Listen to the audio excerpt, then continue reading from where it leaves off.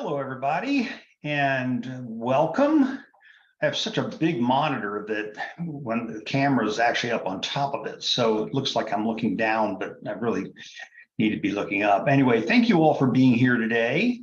And see if I can remember how to do this. I'm going to share my screen. And of course, I've lost where I was. Darn it all. All right, let's go back over to here, start from the beginning. And there we go. Okay. All right. Thank you all for being here today. And we are at the Greater San Diego Association of Realtors.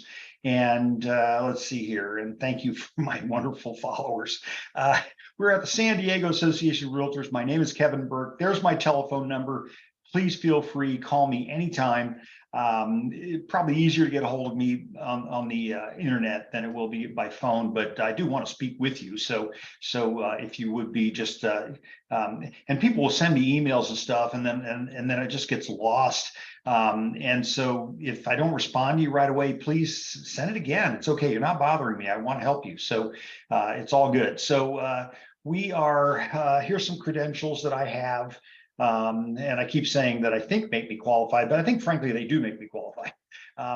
40 years, 44 something years now in real estate, broker in several states, certified instructor in several states. And I do teach continuing education for attorneys in real property law at UCSD. And I've been teaching that for just short of 25 years. So a very long time. And they told me they were looking for another instructor, but they just haven't found one yet, I guess. So on the right-hand side, I am all about risk management. That is the most important thing to me, is to make sure that you are okay. So we're going to be talking about stuff that's going to appear to be legal. I am not a practicing attorney. I have no interest at all. And I always tell real estate agents to get the word legal and stuff like that out of your vocabulary. I have people call me all the time and they say, I know what the law says. And I go, I'm not going to help you break the law. So we're not going to go there with that. So I do a lot of trial work, limited to testifying as an expert witness. And so standard of care for real estate licensees, agents' duties of inspection and disclosure, market conditions in San Diego County. Those are my expertise. Conversation today not intended to be a substitute for the advice of your broker, nor for that of your attorney. Please consult with them as appropriate. You're paying them to be there. They want to hear from you. Okay. All right. Talk today is intended to be interactive.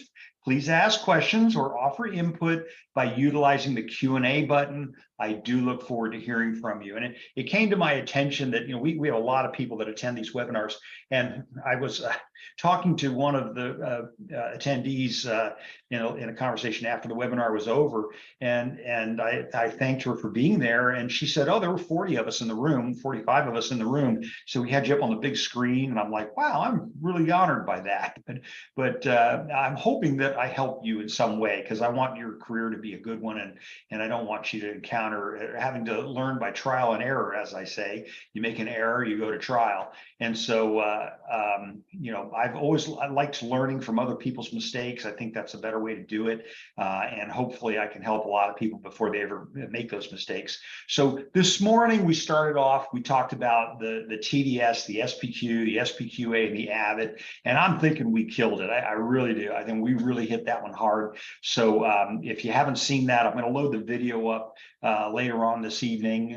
It'll be available for you on our YouTube website, free. I haven't figured out how to block anybody, so I'm hoping the Department of Real Estate looks at it, because I always enjoy the critique. But anyway, my friends at the Department of Real Estate. So this afternoon we're going to talk about disclosures, and we're going to talk about statutory versus contractual. And so and that's heavy hitting stuff. I mean, it's what can you do? What can the buyer do to get out of the transaction? What can the seller do to get out of the transaction? And not that we're trying to get out of transaction, but are there exit strategies under each of these scenarios? And so my advice, of course, we'll talk about my advice if I was the seller's agent versus my advice if I was the buyer's agent. And so we'll talk a little bit about that today as well. So, and again, please interrupt me. It is important that it helps me take this in a direction that works well for you. Okay. All right. So on Thursday, we'll hit the Master My Farm. I just keep on adding to that class. It's really, I think it's a good one. I want to have a geographical farm. Do I want a geographical? Do I want a sphere of influence farm? You hear those terms all the time. Well, we're going to dig into those and how to make them pretty successful for you either way. And then in the afternoon, we're going to do how to create the winning listing presentation. I've got a fairly surefire strategy that I follow whenever I'm going on a listing appointment, and hopefully it works well for you as well. So thank you for joining us today for our discussion of disclosures, statutory or contractual. Today's conversation will focus on the disclosures in the residential real estate sales transaction. Obviously, I'm having a ball creating these PowerPoints, but we're going to talk about residential. Commercial is a whole other class, and frankly, a much shorter class, because the disclosures required in a residential transaction are covered by civil code. In commercial, they're covered by UCC, Uniform Commercial Code, and I think that area tends to be more of the Wild Wild West. So that being said, we're going to distinguish between the disclosures required of the seller, but also the disclosures required of the real estate agent. So let's talk about our statutory disclosures. And let me check, make sure we are, yes, we're recording. Good. Okay. Statutory, why are they required? Why are statutory disclosures required? So, so in California, there is no caveat emptor, which means no buyer beware. In fact, in California, it is caveat vendor, otherwise known as let the seller beware. Very different than it is on the other coast. So if I go east and west coast, and I compare the two, on the west coast, total caveat vendor. On the east coast, total caveat emptor. Totally, buyer has to watch out for themselves. In California, everything has to be disclosed. In Virginia, it's just best not to say anything. In fact, in Virginia, where I'm a broker there as well and a certified deep water instructor, so in Virginia, they literally, the state prepares your disclosures for you. And so, it's a fascinating concept. I guess maybe it's their tax dollars at work, but that's the way they do things in Virginia. Okay, so why are they required? Again, for the seller, to assure that those with the most knowledge of the property share that information with the buyer. And that's straight from the Department of Real Estate. Okay, for the seller, the standard of care is going to be that what they knew or should have known. And so let's define that just a little bit. So did they know about something, in which case they concealed it, or they disclosed it? Hopefully they disclosed it. Or should they have known about something? I mean, my house in Del Mar, my water bill is $385 a month. That's a lot of money. So, I should be thinking that maybe there's something wrong with the plumbing or the utilities, or there's a leak someplace, a big one, to have that kind of a bill. So, try as I might, I was unable to find, where the rupture was coming from.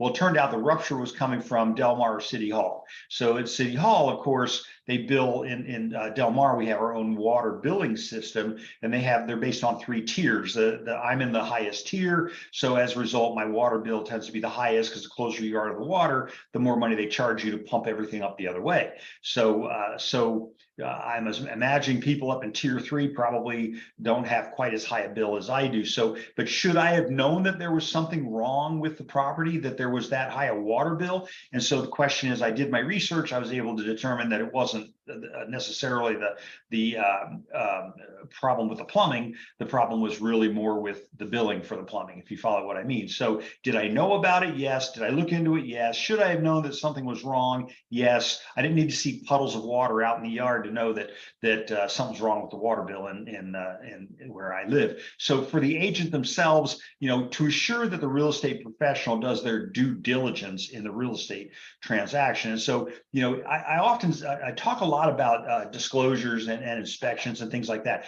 I think that really the real estate agent's task in a real estate transaction, other than picking up a paycheck, is really pretty limited. I think that the requirement that they have to follow, and we're going to talk a little bit about that in a minute. Certainly, probably one of our most learned commissioners had a great story to tell about that, a comment to tell about that. But I think really what we do, other than sitting around and worrying about things, is we really have some limited obligations, but we have to follow them. So let's talk about that, because when we talk about the disclosures, I want to talk about the fact that here they are. We're going to give you a list of where they are, and then you just have an obligation to make sure that they're done. And again, if you're working with a brokerage firm, most brokerage firms have their own checklists that they follow. And if you follow that checklist, because ultimately it's the broker who's responsible.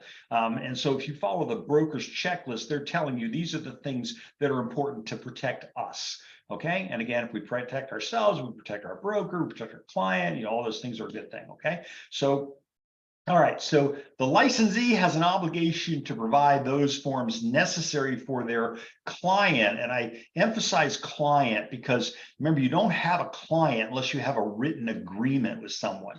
And so, for example, on the seller side of things, I have a listing agreement. I'm not allowed to provide paperwork or forms or anything unless I have a listing agreement with the seller. And by the way, that goes to property management as well. If you don't have a written agreement with the owner, then you should not be providing them with forms for them to serve your tenant, their tenant, with 3 days notice to pay or quit or things like that. So those are some very important distinctions here. If you don't have a client, then any advice that you give these people is going to be legal advice, and we want to try to avoid that at all costs. Okay, everybody with me on that?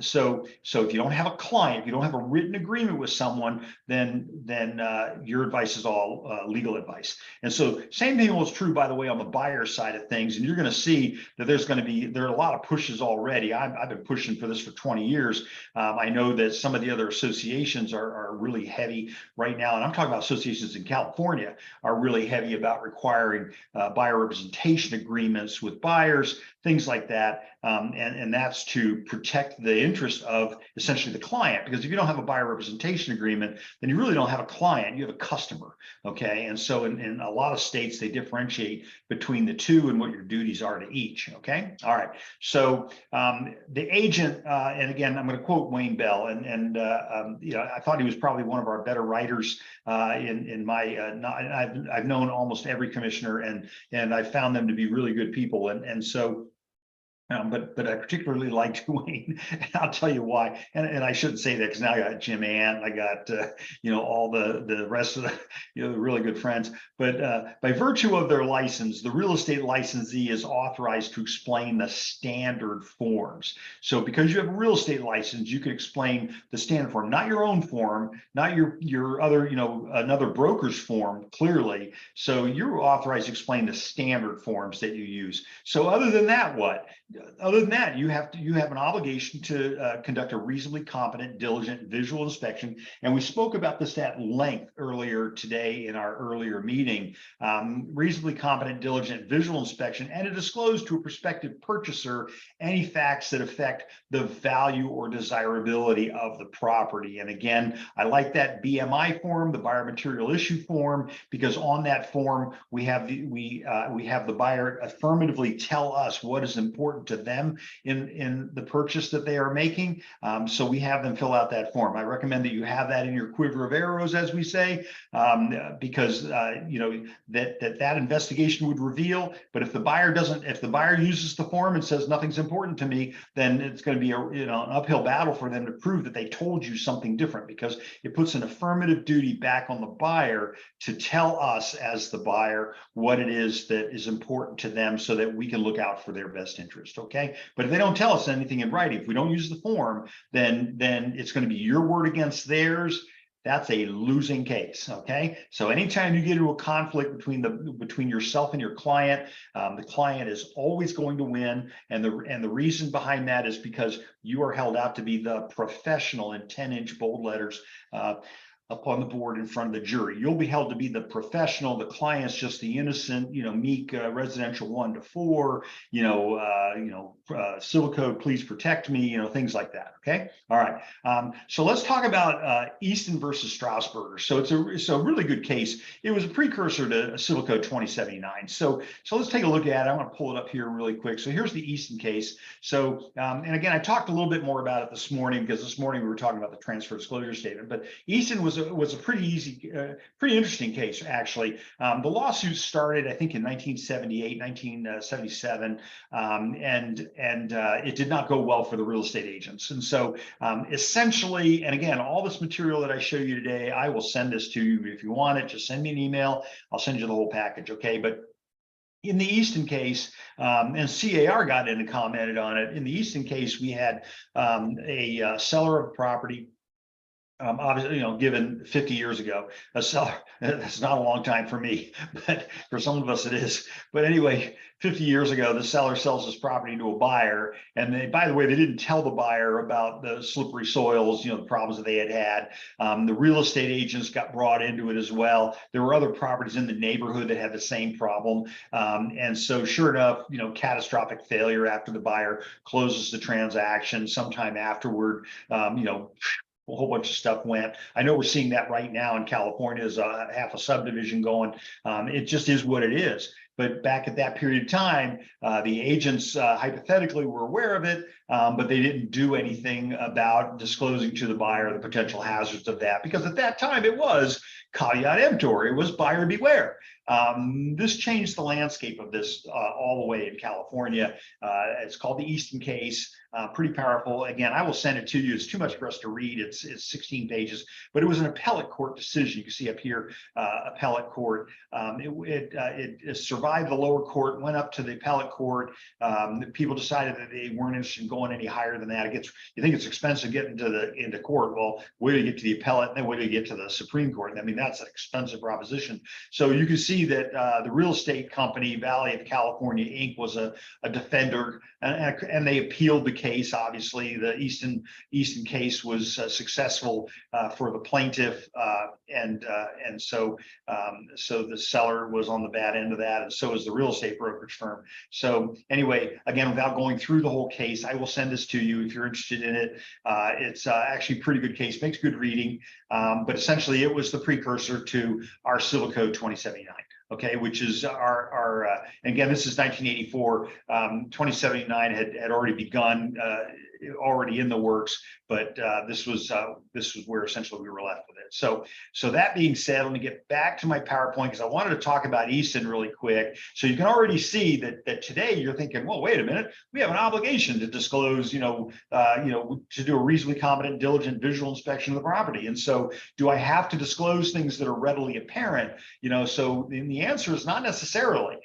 So we have latent defects, we have patent defects, right? So a latent defect is something that it only happens in the summer and we're in the winter, or it only intermittently happens, so that's going to be a tough one, right? But a patent defect, something that's really, really obvious, either one of them, if we have knowledge, we have an obligation to disclose that information to the buyer. Okay, and whether we're the seller's agent or the buyer's agent, now the duties are different for the buyer's agent, which is something that we're going to see when we talk about the field case. Okay, so a real estate licensee has a duty to disclose to a buyer material defects known to the broker. So I'm slowing down here because I want to see this disclose material defects. What is material?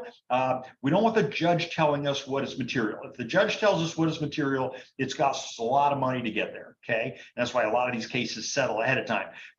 Material defects known to the broker, but unknown to and unobservable by the buyer.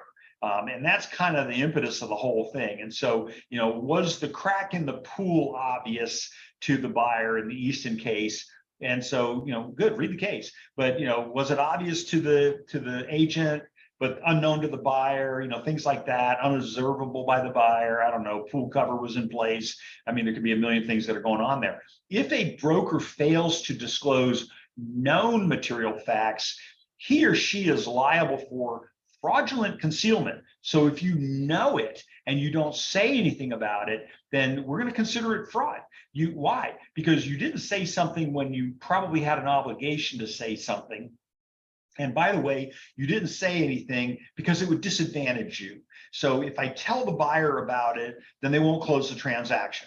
Okay, so then you gained materially from concealing the problem with the pool or the problem with whatever it was. You materially gained from that. They're going to call that fraud. Okay, and so what's the statute of limitations for fraud? 3 years from the date of discovery.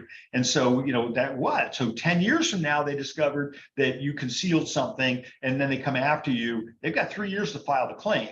All right. And so I say these things, and I don't intend to upset anybody or scare anybody. I just want you to be observant, pay attention as you're going along. And as I always offer, I'll help you in any way that I can.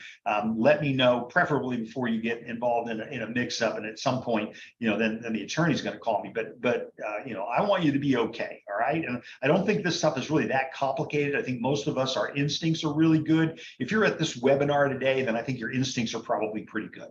Okay. All right. You need to know more about your business versus the other 13,000 people that aren't here. Okay. So, or for negligent misrepresentation. So fraud, we have fraud in the inducement, we have fraud in the factum. You don't want to know all that stuff. But we also have negligent misrepresentation. And that's where you say something that turned out to harm the client, but you really didn't know if it was true or not. Right. And so negligent misrepresentation versus intentional misrepresentation.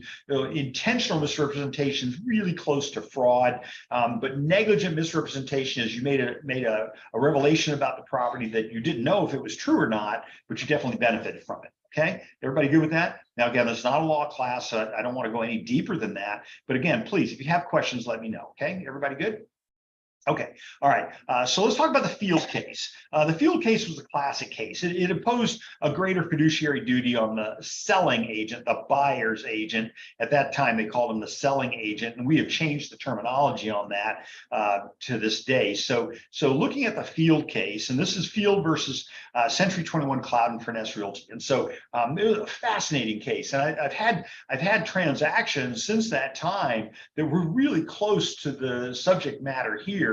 And in this case, just kind of to summarize it again, another 10 pages of interesting reading. The whole case wasn't publicized, but part of it was. So it was certified for partial publication. The problem was that part didn't look good for us. So as a real estate company, real estate licensee, the judge's dicta, that's the language that the things that the judge talked about in their opinion was very damning for the real estate agent.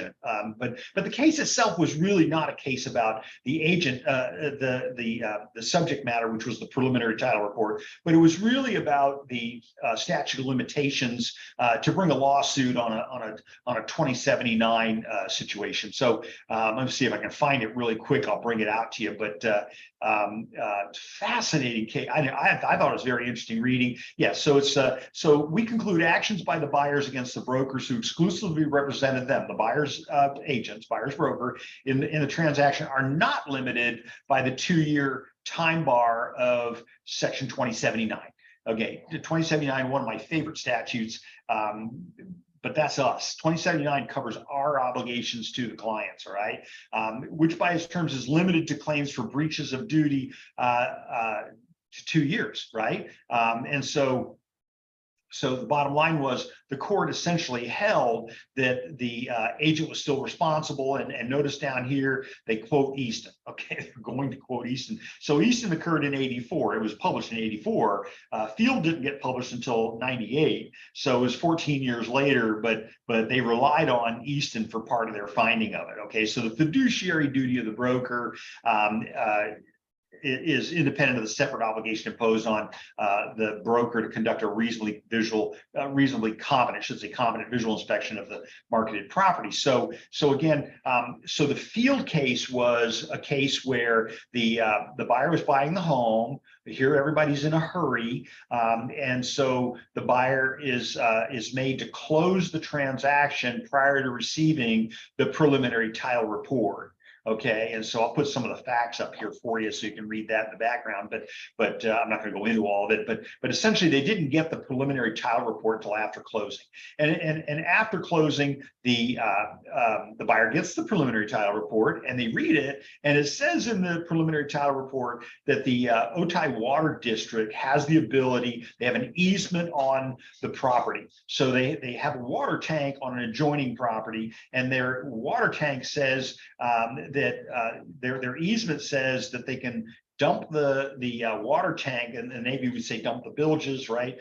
Dump the water tank, which subsequently would flood the Easton's property they've just purchased, but it also included flooding the residents. And so the fact that the easements, and again, I always tell you, have title, plot, color code all the easements, right? But in this case, they didn't even get it, so they didn't even know. But there was an easement in favor of the Otay Water District, and the easement was far more extensive than anybody thought. So the agent was going along saying, here's what's happening in the situation, apparently made these assertions, but without really knowing. So now we're getting into that negligent misrepresentation. They really didn't know, but they asserted positions of fact about things that weren't necessarily true. Okay, so not good. We want to avoid doing things like that, but that's essentially the field case. Field wins, and then it gets appealed. It goes up to the appellate court. Once again, my appellate court, and then from there, it just doesn't go well, right? So again, fourth district fourth appellate district, state of California. There's your case. Okay, so again, I'll send all this to you. I think it makes pretty interesting reading, but at the end of the day, it wasn't so much what people think it was, that you have an obligation to, what your obligations are in the transaction, but the judge's opinion was that you really need to be going over the prelim with the buyer. Oh, God, that's a lot, right? So to this day, most of the brokerage firms out there will have the buyer initial page one, so that there's some defense to the fact that you reviewed it with them, right? At least that's the position of the brokerage firm. Everybody good with that? That's the field case. Fascinating case. But again, greater fiduciary duties on the buyer's agent, to the buyer, by the way, not to the seller. So in other words, the seller's agent's liability was less than the buyer's agent's liability. Okay, but once again, we hurry everybody up. We get them to close it really fast. We do all that kind of stuff. And a lot of times when we hurry things up, we make mistakes. Lynn and I talk about that all the time. So what's my standard of care? So a real estate licensee must use the degree of care, right, that a reasonably prudent real estate licensee would exercise, okay, would do, and is measured by the degree of knowledge through education, experience, and examination required to obtain a real estate license. And so who made this comment? Whoops, what happened? Everything went away. Okay. Wayne Bell made that comment. Why did I lose my screen? Linda, help. I don't see my screen. Can you see? Yes, I think you all can still see it. Let's try it again from this end. It's not working. Hold on, everybody. Okay, there we go. Okay, so why? And again, this was Wayne Bell. And so I remember having a conversation with him at one point. He was in his office, and my signature line in my business signature line, I have a quote in there of John Ruskin. And so the commissioner commented to me that I've got that quote on the wall behind me on the wall. I'm like, wow. Okay. So, people do actually read your stuff. So, I've always, so if you don't know what that is, send me an email. I'll send you my signature and you'll see what it is exactly that he was referencing. Okay. So, all right. So some of these things even have the potential of costing you your real estate license, and we don't want that to happen. Okay. So, and again, I'm not here to make anybody afraid. I'm just here to have everybody be thinking while they're doing things. Okay. I had a manager tell me at one point, you got to stop teaching these people stuff because you're scaring them. And I said, I'm not trying to scare anybody. I just want them to be aware of the situation so that they've got their eyes open going into the transaction. I mean, everybody perceives things in different ways. My goal is not to scare. My goal is not to intimidate. My goal is to educate. And so, and again, I always offer, I'll help you anytime you need it. You just let me know. It's just that easy. I'm helping people do stuff today that they just never thought would be possible. So let me know. Okay. So let's talk about my statutory disclosures, finally getting to the subject matter. The statutory disclosures contain rescission rights. Okay. So now we're going to differentiate between the statutory and the contractual. So the rescission right means put the parties back in the position that they were in prior to creation of the contract. Imagine how powerful that is. I mean, if you think about it, buyer and seller come together in a contract, and then a week goes by, it's been off the market. How many of us would like to take a property off the market for a week and then have it not close? Okay, we kind of think that when we put it together, we'd really like to, make some money for all of that work that we've done. Okay, but how would we like it if we would go a week? So what's the easiest way to get a transaction to go away in a week? And that is, you don't provide the statutory disclosures until a week after the transaction goes under contract. Not a good strategy. Okay, why? Because now the buyer is already having those that buyer remorse kind of thing. I always tell buyers agents, you spend the entire transaction talking them back into the deal, but the buyer's already having second thoughts about this stuff, and then you spring on them this TDS or whatever, anything with a statutory right to rescind the contract. And of course, what are they going to do? Well, they can make a decision to move forward or not, but they've got 3 days to do that. And by the way, they have 3 or 5 days. 3 days if they are personally delivered the statutory disclosures. They have 5 days if they get it by mail or some other way. Okay, so those are important things. 3 or 5, I don't know how much time you want them to have. So there's some solutions to this, and I'm going to show you the easiest solution you're ever going to have. And I'm going to show you why people that don't follow this are putting themselves and their client into harm's way. So first of all, we'll start off with the CAR form. So this is a statutory disclosure. And what I didn't do in here, and I probably should have, is remember that with my rescission rights, if the buyer receives a statutory disclosure after they commit to the contract, so after they've signed the deal, everybody signed it, you got delivery, you got confirmation, you got the whole thing, and then they receive the statutory disclosures, they've got 3 to 5 days, depending on the statute, to rescind the contract, give me back my money. There's not a whole big fight in that, right? I mean, as opposed to cancellation rights, which we're going to talk about in a minute, okay? But we're going to hit the forms here really quick also. So again, it's not a forms class, but I'm going to be digging into some of these contractual or statutory forms. We'll probably not have enough time to do all the contractual forms. But just imagine that you send over, the week into the transaction, the buyer's already, I'm not so sure I love this place anymore. I had 15 offers I was competing with, and now I'm, I've got kind of that buyer's remorse. And then you hit them with a statutory disclosure, and they go, wow, what a great opportunity. I can either exit the transaction or I can renegotiate the deal. And so, then everybody just starts getting the hair up on the back of their neck and stuff, and they're having a real, can you say that in California? I don't know. Anyway, so they're having all kinds of problems. And so why did you wait that long? The solution for the seller's agent to avoid rescission rights is to provide the buyer with all of the statutory disclosures prior to them committing to the contract. Now, if you remember from this morning's class, if the disclosures are given to the buyer before they commit to the contract, then they give up those statutory rights of rescission. They already have the disclosures, and the court says, hey, you know what? You already knew what you were buying because you had them all right in front of you. So, and you chose to move forward when you had that. So now this is an important point. So if you send it if you get that, everybody signs the contract, both sides sign, everything's all set, and then you send the stat, I don't care when you send them after that, they've got 3 to 5 days, depending on which statute we're talking about. Everybody okay? You know this from the contract. You already know this in paragraph number 3 of the RPA, right? Okay, so that being said, why, as the seller's agent, why don't you put all these together prior to the contract coming together? Why don't you do all this at the time of taking the listing? This is a very powerful way to keep a transaction together by being prepared and by doing your work. But I got to tell you something. I can't remember the last transaction. I'm doing one up in Malibu right now, and the agent's all huffy puffy. I want you to remove all your disclosures within 7 days and all that kind of stuff. And we're still waiting for disclosures. And it's been a month. And so, you know what? You tell me how powerful that position is going to be, because this buyer can take a hike at any point. But again, it's my buyer, and I'm here to protect my buyer. And this big real estate agent up in Malibu, the number 1 agent in Malibu, right, isn't doing their job. In fact, I'm not even sure. I haven't heard from them about couple of weeks, I'm not sure they even know they still have a transaction in place. Okay, so that's just kind of one of those things. They just kind of keep moving on to something else, and the arrogance of things just kind of wears off. So let's talk about CAR Form AD. So this is the big baby of all of them when it comes to what disclosures need to be made. This is Civil Code 2079.13. Now the civil codes aren't important other than the fact you're going to see this throughout what we're going to talk about today.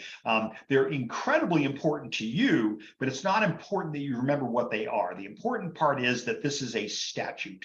Okay, so Civil Code 2079, it is the first form your client should ever sign. Talk to your broker, but I've been teaching this for decades, and I'm going to tell you something. I'd get that agency disclosure signed before I do anything else. Okay, so, and give them a copy. All right, so let's talk about that. I want to show you the agency disclosure really quick for a number of reasons, one of which, of course, is I don't want the program to time me out. So here it is.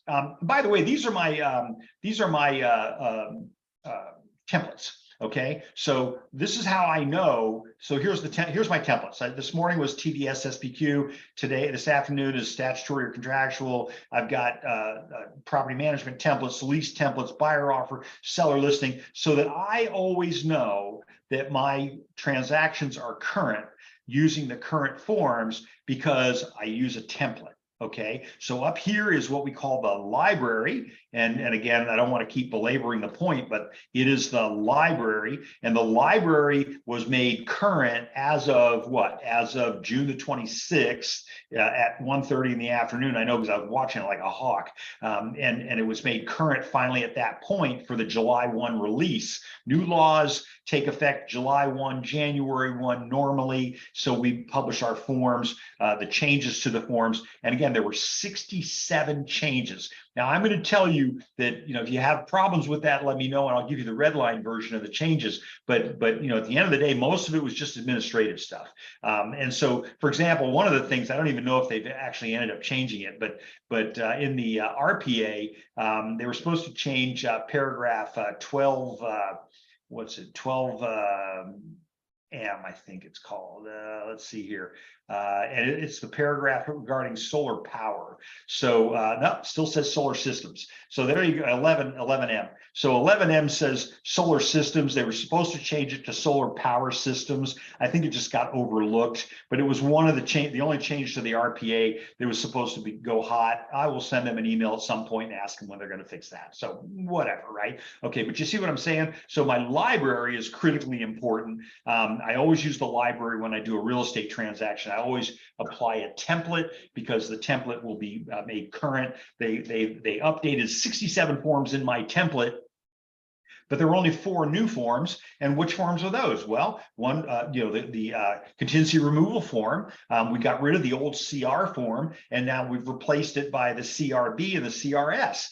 Obviously, CRB is the buyer's contingency removal. CRS is the seller's contingency removal. We bifurcated the two forms, the two parts of the form, because we had them all in the same form and just confused people, because down at the bottom, it would have the seller removing whatever contingencies they might have had, but most people didn't know what to do with that. And some of the electronic signature platforms were actually having the seller sign stuff that it wasn't even done. So anyway, those are the two forms that probably going to impact our regular transactions. So in my template for the buyer offer, I have the CRB, the contingency removal for the buyer. And in my seller, I've got my CRS, my contingency removal for the seller. Does that make sense? But all the rest of it was done for me because it was all in the template.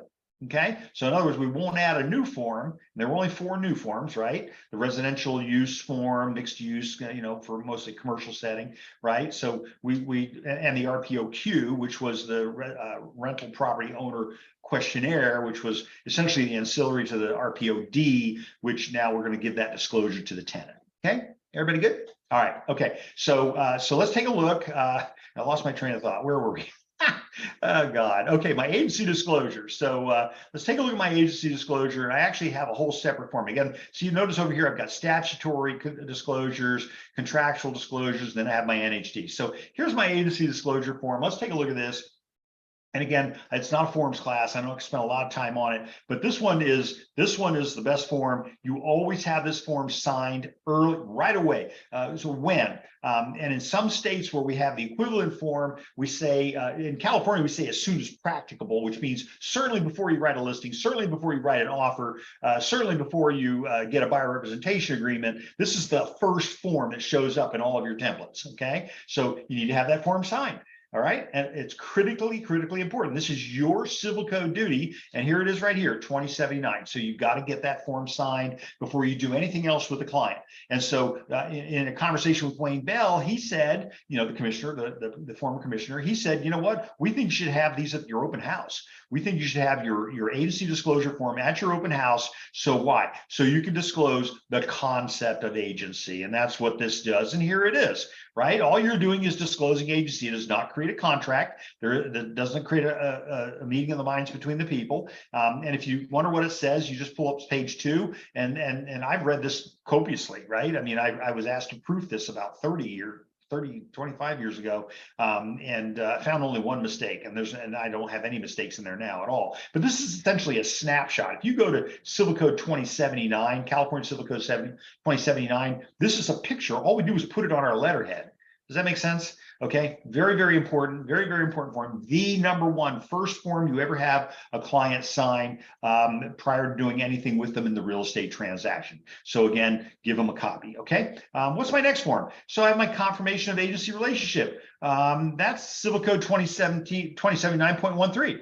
And why is this? Only if we don't do the RPA properly. So let's go back over here really quick. Let's take a look at my RPA. Pop up here, go to my, here it is. I'm going to go to my RPA. Look at that. There's that first form attached to the document.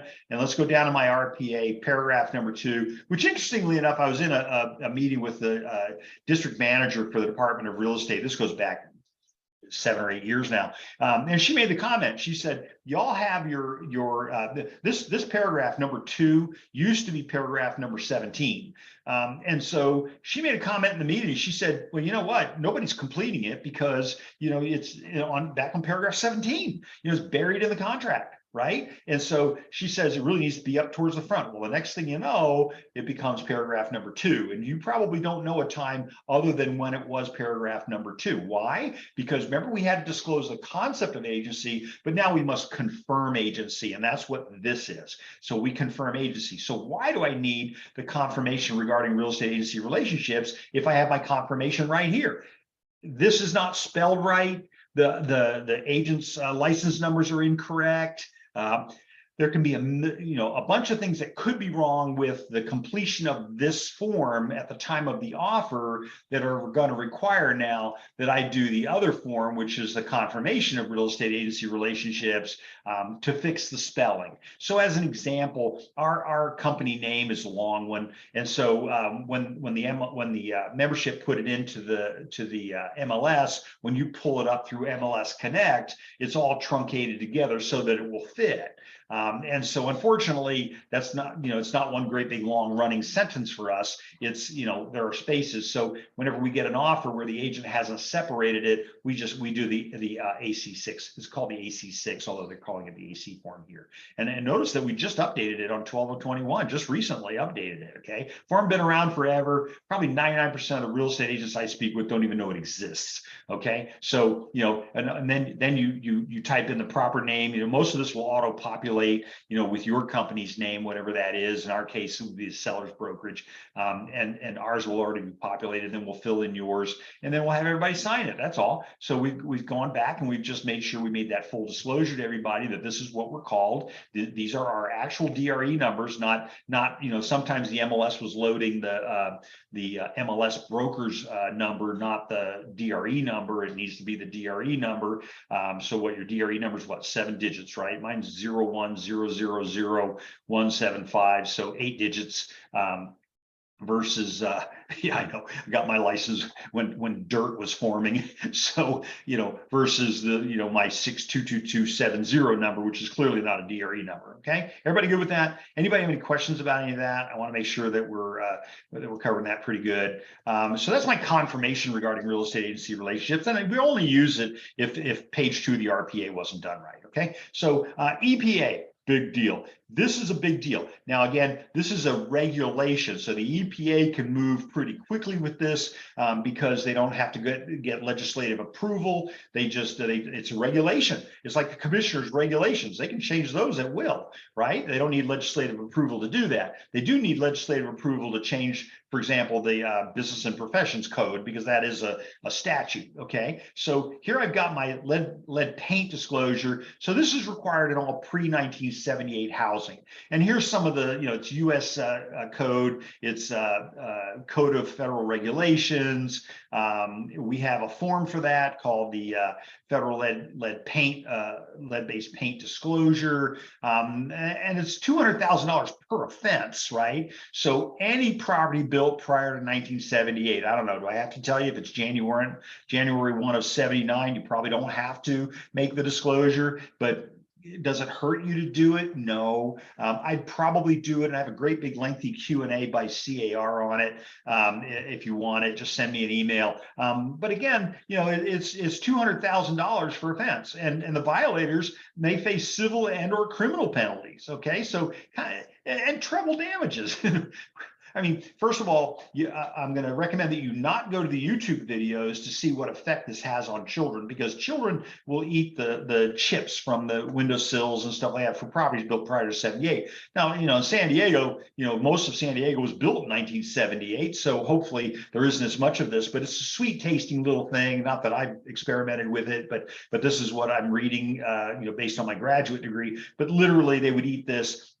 Permanent brain damage, and it's a horrible thing to see. You do not want to watch the YouTube videos, but if you do, it'll pretty much convince you to make sure that you're always doing this part right. Okay, so the sellers must provide the home buyer with a 10-day period to conduct a paint inspection or risk assessment on all properties built prior to 78. Now, if you start getting into questions like remodeling and things like that, well, then we're going to also talk about the renovation rule in a second. But a remodel, when was the basic structure of the house built? Built in 1960. I probably make the disclosure. Again, it doesn't hurt you to disclose. As Pete Selecki, our attorney, says, attorney at SDAR says, and he was our attorney at a big brokerage that I was with. They can't sue you for what you tell them. So the buyer has a right. You got to provide the buyer with the right. For the lead-based paint or lead-based paint hazards. Now, parties can mutually agree in writing to lengthen or shorten the time period for the inspection. In fact, the home buyer can waive the inspection altogether. Okay, so let's take a look at that lead paint disclosure form, because I want to show you a couple things about it that a lot of people aren't aware of. So let's go down here. Let's find here's my lead paint disclosure. And again, this has been redone now. This was redone in December of 21. Okay, so less than a year ago. Make sure you're using the current form. All right, so we fill in all this. Most of our transaction will auto-populate this. Then I get down into here, and this is what I was talking about earlier, was my renovation rule. My renovation rule says that if we displace more than 6 square feet of lead paint based paint in a room, or more than 20 square feet of lead based paint on the exterior, then we have to have it done professionally. Okay, I'd recommend having it done professionally anyway. So I was selling my mother's home. She passed away a couple of years ago. I was selling her home. She got cottage cheese throughout the ceiling. I mean, I'm looking at built in 1970. I'm pretty sure I don't need to have my degree to know that it's probably asbestos. I have this guy come into the house while I'm working on the house. I'm not disturbing the ceiling, right? But this guy comes in and he says, I'll take all that cottage cheese off for you. And I said, you will? And I said, yeah. And he says, yeah, I'll do it for $2,200. Now, this is 1,000 square foot home, right? And so he says, I'll do it for $2,200. I hadn't even told him I was going to have him do anything. And I said, well, you understand it's probably asbestos. And you know what his response was? He says, we all are going to die anyway. I can't do that. I don't know why, but I wouldn't let him in the house again, because you know what, somebody is that careless about things. Who knows what stuff we've been ingesting over our lifetimes. But it's best if you look up asbestosis, and you will see some of the effects of asbestosis, and it's not necessarily something you want to have.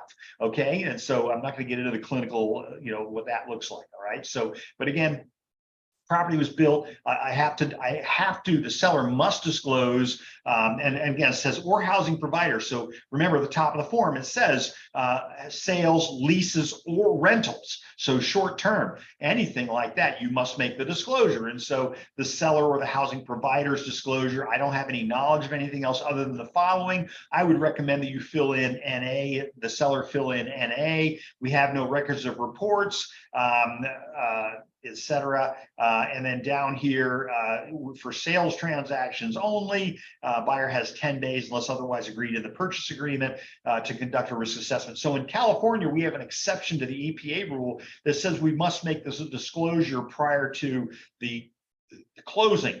In other states, it has to be page 1 of the form. So the lead-based paint disclosure happens before the offer comes together. And that's why, California has a limited exception to it. You don't want to miss this one. Remember, $200,000, right? Okay. So again, this is a US code, et cetera, et cetera. And you want to make sure that the buyer has the booklet and all that stuff. So if I go back in here, I actually pulled up the booklet for you as well. And it's called the Environmental Hazards Booklet. So I did it towards the end. We are never going to get through all these forms, but let me see here. Where did it go? I'm not going to spend a lot of time looking for this. I moved everything up to where I needed it in the queue. Here's my earthquake. Here's my my 2 on my earthquake. Okay, I'm not going to spend any more time looking for this. But anyway, it's the Environmental Hazards Booklet. So knowing that, you know that you also have to have it for rentals. And so I know you're not ordering your natural hazard disclosure. Some of the natural hazard disclosures contain the environmental disclosures. You need to make sure they're in your transaction, but they're also required in both sales and rentals. So where do I find it? I go up into here. I go to California ePubs. And then I see 6 pages. I've got my residential environmental hazards booklet. I've got my protect your family from lead. I've got your home energy rating. I've got my homeowner's guide to earthquake safety, my earthquake hazards report, and I've got my signature page for all this. It's a monster file, so you'll probably have to send it separately for signature. I would recommend that this is at least the location where you're going to go look for it. Everybody good with that? That was a big thing. I wanted to make sure we covered that. Let's take a look at my next document, which is my TDS. I love my TDS. Let me tell you, it's Civil Code 1102.3. I love the TDS. It's the truth will set you free, as we say. So let's take a look at my TDS. I'm going to go back up here, and I'm going to go down to my real estate transfer disclosure statement. There it is. Again, this morning's class, we killed it. Okay, so I'm going to refer you to this morning's class. And again, since it was the first document that we did, the TDS, SPQ, SPQA, and the AVID, it's more towards the beginning of the presentation. But I went the distance. I mean, when I teach this document at UCSD, it's a 3-hour class. So it's just all this stuff at the top, gets completed automatically. Hopefully, you got to double check your work. They've added some new language. So over here, this property is a duplex, triplex, or fourplex. This is new. This is the only thing new in the TDS that made it have a revision date now of 6/23. Okay. All right. So as of this date, and this date I frequently see missing, you have to put in a date. And the Department of Real Estate has now passed a regulation that says that the law in effect at the time of the contract coming together shall be the date for the transfer disclosure statement. So in other words, if the law changes 10 days into your transaction, you don't have to provide a new TDS, but you still must, still have the other one in place. Okay. And then down here, no substitute disclosures. Like I said, I'm not going to go through this form line by line because we really did an extensive. I've never seen it filled out properly ever, and I'm talking about this since it came out. I've just never seen it filled out properly. It just amazes me. So if you take a look at that other video, we don't have time to do the class here today, but if you take a look at that other video, you'll see what I'm talking about. Sellers will frequently go no, all the way down through this. There's no way that it can be no to everything. There's no way. Half of it, almost half of it, has to be yes. So I'm just letting you know that, and here's my smoke detector, and here's my water heater strapping in place. So this is why we no longer need the smoke detector statement of compliance or the water heater statement of compliance.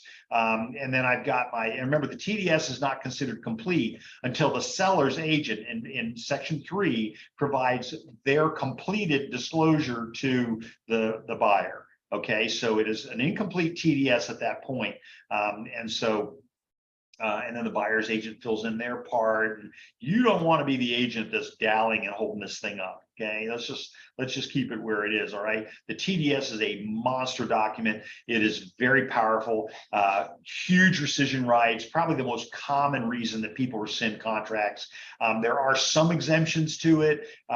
They're not what you think they are. And I do have the CAR's breakdown and DRE's breakdown, by the way, of who is exempt from the statutory disclosure. It's Commissioner's Rule and Regulations number 29. I'll send it to you. Send me an email. I'll send it to you. But you got to specifically tell me. Somebody sent me an email this morning. Says, send me everything you talked about today. It's like, I don't know what I talked about today. Okay, so please send it to me as appropriate. Let me get the water here. Any questions so far about any of this? I drink a lot of water. Okay, so probate, REOs, bankruptcies. We had a transaction recently where the seller's agent insisted that the seller was TDS exempt. Remember again that the decision whether or not a seller is exempt is a legal one. So I continually insisted, send me something from the attorney that says that the seller's exempt.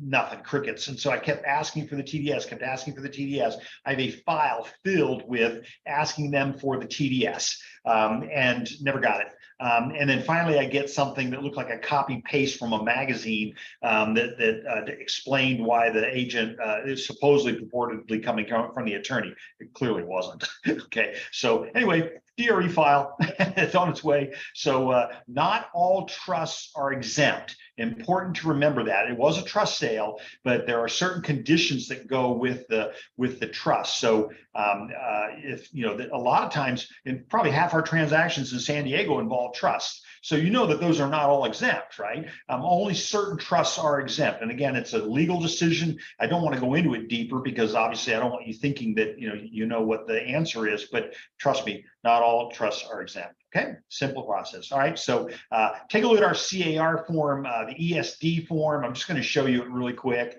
And that's my exempt seller disclosure form. Let me pull that up. Let's see here. Where did it go?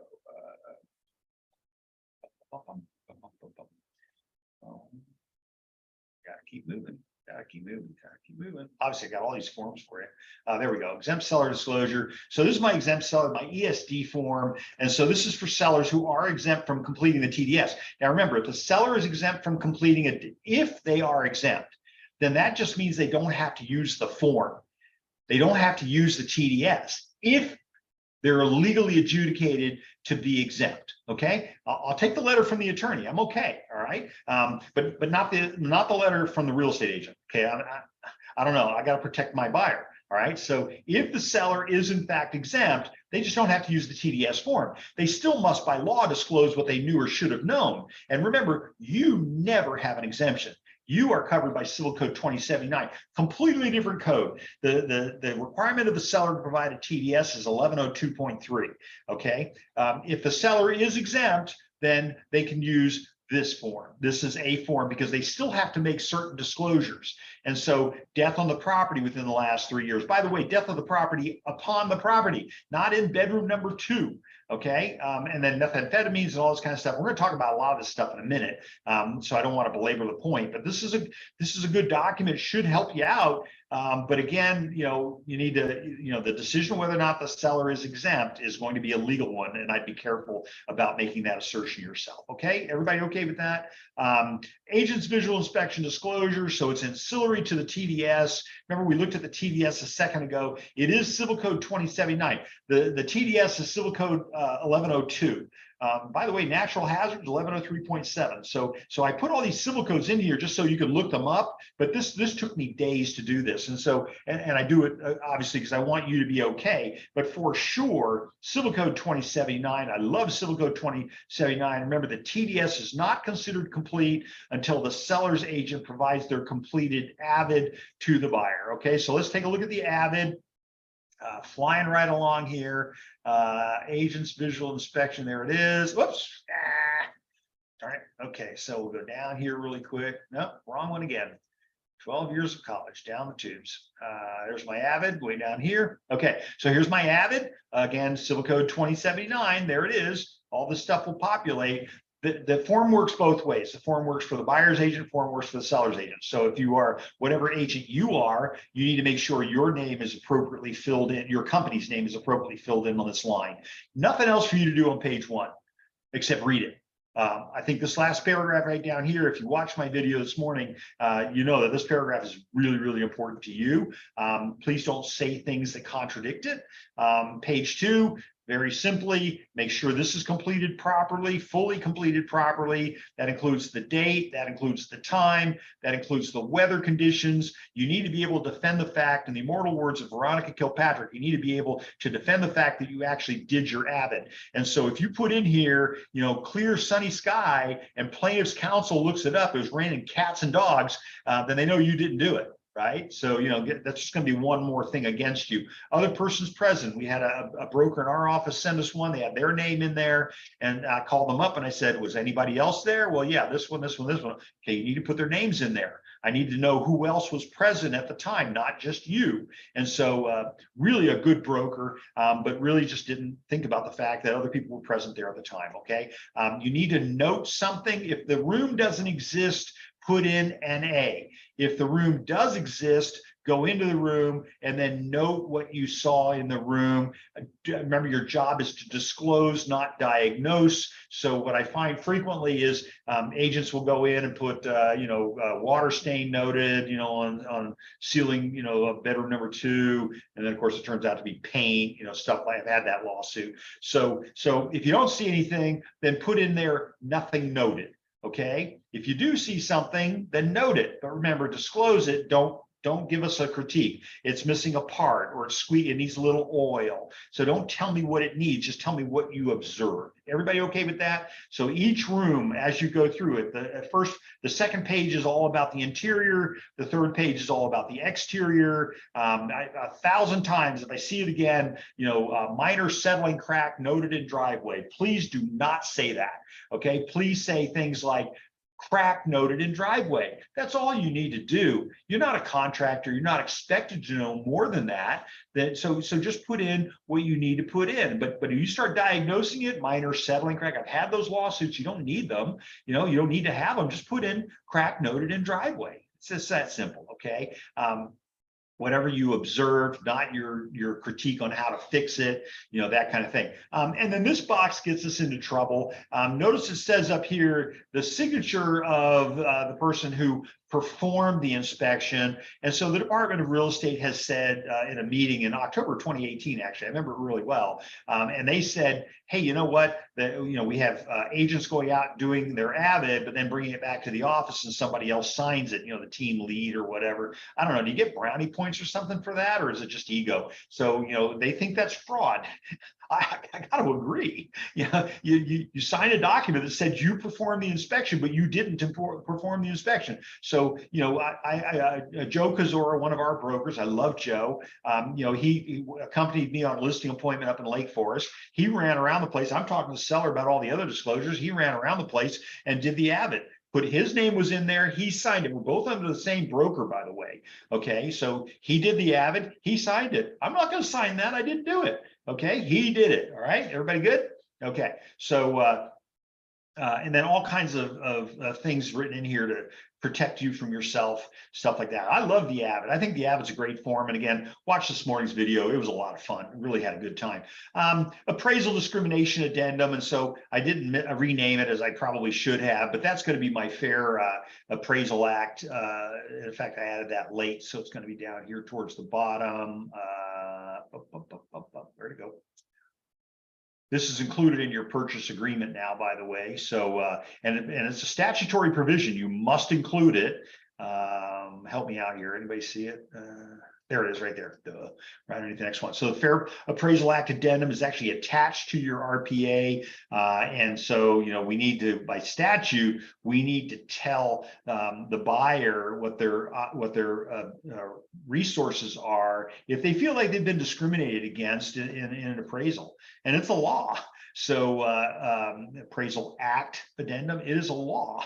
So we need to make sure that we let the buyer know about that. That's all. Okay. And again, this list, I'll send you all this stuff, but this list is some of the stuff, this for sure, every transaction, but some of the stuff like lead-based paint, you're not going to use it if it's built after 78, earthquake, not after 1960, fire hardening, not after 91 or something. I'll break that down for you in a second too.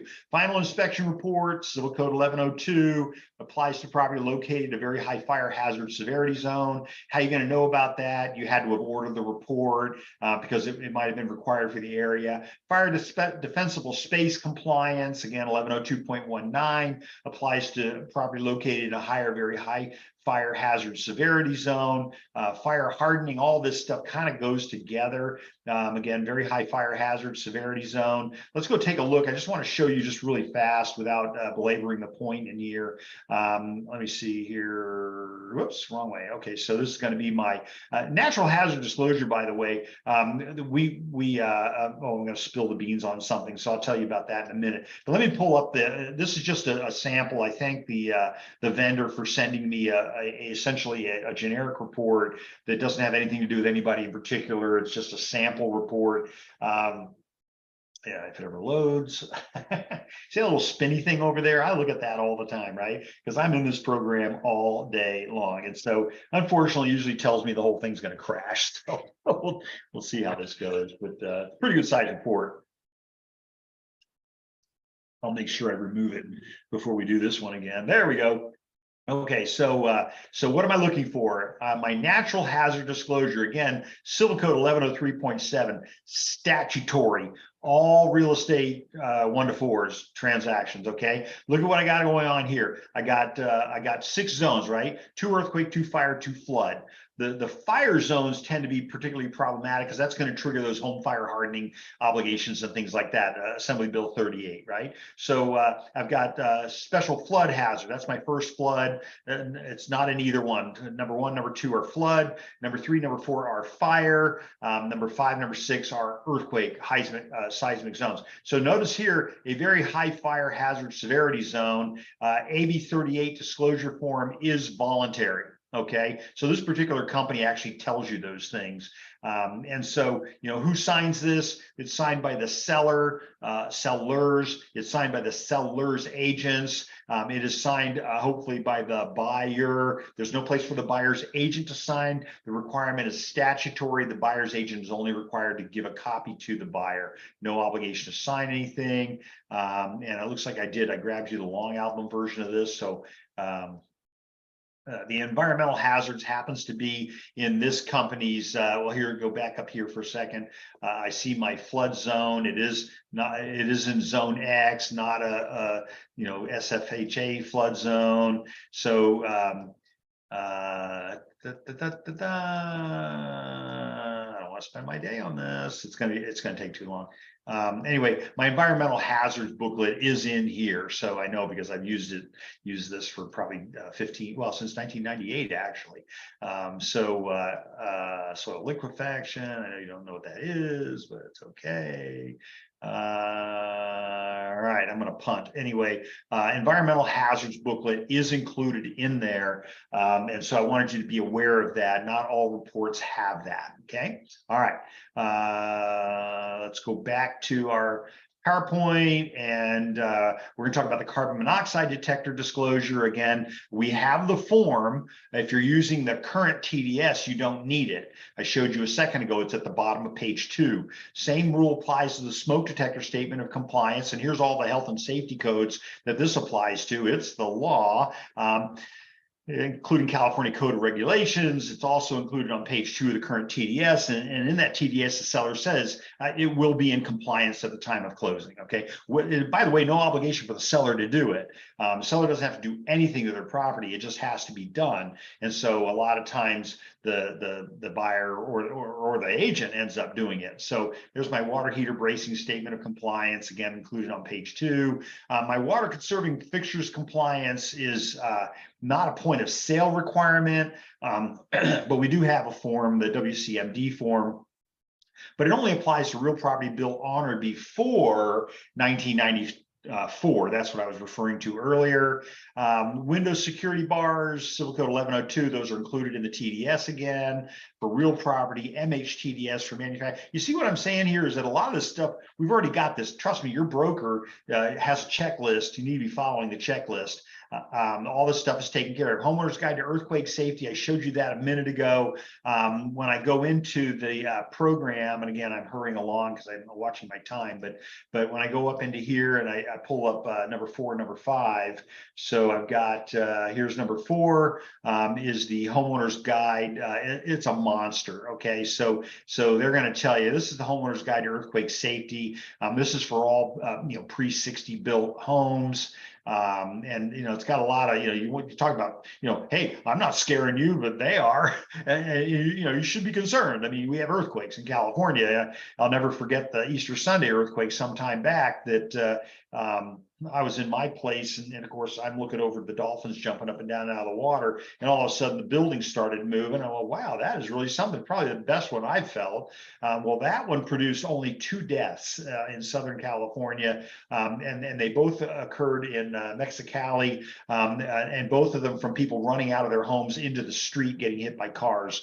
And that's a big statement, because that means that our homes are built so much better that they can withstand that. Now, there's a lot of glass breakage in the shopping centers and stuff like that, but the 2 deaths occurred because people panicked. So it's kind of a big thing. And yet the year before in Haiti, and that was only a 7.2 earthquake. The year before in Haiti, a 7.1 killed thousands and thousands of people, which is really sad because they don't have the same building requirements that we have. And so it was really a sad statement. I have my residential earthquake risk disclosure statement, the current version, the 2020 version. This is included in the natural hazard report that we use. But again, it's here if you need it.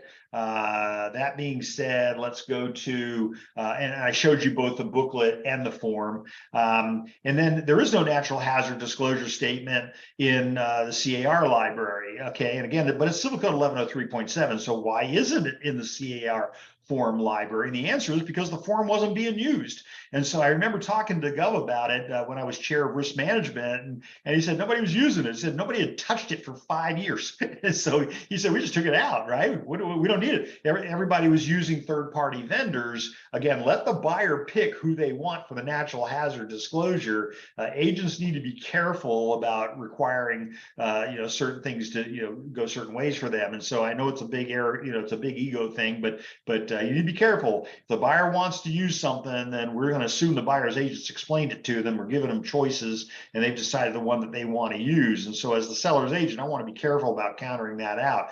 Double check that the NHD company that you're using is providing the following disclosures. And so we're going to go through these pretty quick here. So there is no CAR form for mining operations, right? But it is Civil Code 1103, seismic hazard zone. We've already talked about that. There's several, you've got several codes associated with that. Special flood hazard area. government codes, civil codes.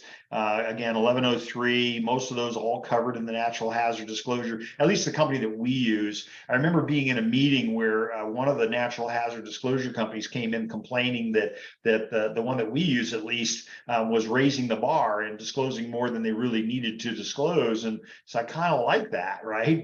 But I get it. Maybe they're willing to insure against that. I'm okay with it. But again, state responsibility area, California code for that, civil code as well, 1103. Whoops, I didn't put the space in there. Very high fire hazard severity zone. We talked about that already. A lot of this stuff we've already hit. Airport in the vicinity, right? So the company we use discloses that. It's a requirement. It's a statutory requirement. Okay. Probably should show you at some point that we actually have all this. Let's go back. I'm going to get rid of Field and Easton. Here's my sales disclosure chart. Notice it was revised January 1 of 23. And look at all this. So all the stuff that I'm telling you, all was as a result of the research that I did. And again, like I said, I rewrote this entire thing because I had a different way I wanted to present it. But look at this. Broker's statutory duty to inspect property. Yeah. Okay. 2079 again. There it is right there. So I'll send this to you if you want. Admittedly, a lot of the stuff that CAR puts together, and the same thing for SDAR. I cannot find the confirming letter for some weird reason. So, Jackie Oliver, who's one of the attorneys on the risk management committee, did a great job of putting that together. My hat is off to her. She's barred in 4 states. She's a concert pianist, right? And so she wrote it. I can't find it. And so in fact, I had something, I had to have somebody, they asked me a question about something. I know we got it. I don't know where it is. I'm pretty bright, I think. They called down to CAR and SDAR, and SDR sent them the link. So, it was just because we come up with such great stuff. But the problem is we come up and then it sits and we go on to the next problem and we forget to let everybody know where it is. And that's my biggest complaint. And again, it's not a complaint, but CAR has the same problem. NAR clearly, we got to have that search field up there so that people can look for stuff. But we really don't have that in a lot of places. And so NAR's is better than most. CAR, spent a lot of time on that one this morning. It's kind of iffy. SDR doesn't even have a search button. So, but I love membership, right? 858-715-8040. That is the direct line to membership. The hardest working people I know, they'll get you what you want. Just have a little bit of a challenge off hours. But anyway, so that's the sales disclosure chart itself. Let me take it up to the top again. Revised just recently, and then I have the summary chart. If again, also revised January because a lot of the disclosures changed. And so they have references to other stuff. You can go to those things as well. But, look at all this. I think it's good stuff. You need to know that this stuff exists, that it is out there. And again, I look it all up because I have to, because I need to be a credible source. So airport in the vicinity, we don't have a form for that. It should be covered in it is a statutory, look right here, California Civil Code. Okay, so there is a statute that says you have to make the disclosure. So double check that your natural hazard company, don't double check after you close the transaction, check before you recommend that the buyer use it. Area of potential flooding, again, we talked about that. And here's my government codes on those. Here's my civil code on that. By the way, there is a CAR form. So there is no CAR form for area of potential flooding. It's going to be the natural hazard disclosure companies situation. Excuse me. Sorry about that. Company's disclosure issue. We do have a form for tenants. And so that's going to be my tenant flood hazard disclosure. And I really like that one. And so, if you're not doing rentals, all right, take a break, go get a cup of coffee. But, it's really a really kind of a cool form. So I go in here and it's going to be my tenant.